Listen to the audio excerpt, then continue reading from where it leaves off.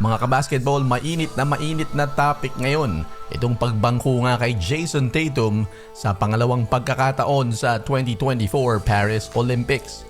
Gusto ko rin kunin ang reaksyon ninyo at silipin natin ang mga komento ng iba't ibang mga personalidad sa iba't ibang bahagi ng basketball world. Pero unahin natin ang paliwanag ni Coach Steve Kerr.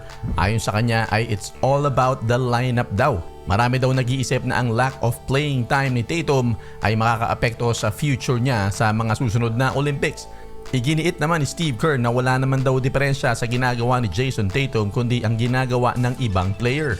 Lahat daw ay dahil lamang sa mga kombinasyon at kung paanong maglaro yung grupo ng sama-sama. Ibig sabihin may mga grupong akma, may mga grupong hindi. Dagdag pa ni Steve Kerr na ito raw ay more of a math problem, mathematics. Ibig sabihin ay dahil sa mga matchups ay kulang ang oras para magamit siya ng tama.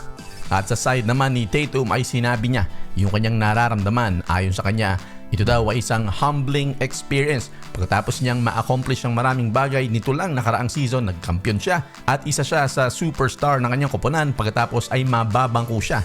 At kahit isang minuto ay hindi nakapaglaro sa 2 games laban sa Serbia. Ayon sa may-ari ng Boston Celtics, hindi niya raw maintindihan kung bakit nga hindi ginagamit si Jason Tatum na napakalaking misteryo daw. Na ang isa sa superstars ng Boston Celtics ay hindi man lang nakakatulong sa Team USA.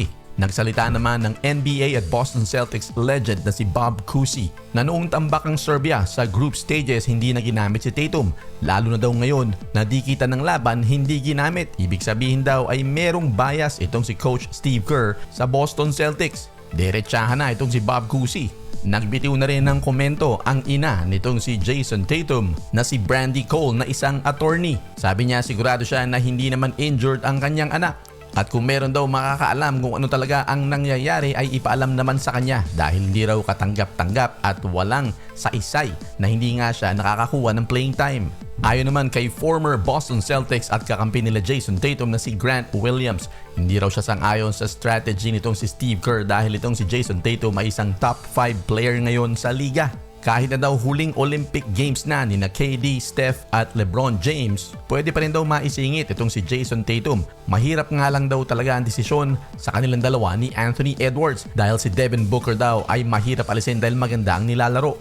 Ayon naman sa former Golden State Warrior na si Quinn Cook, mag-MVP daw itong si Jason Tatum sa susunod na season.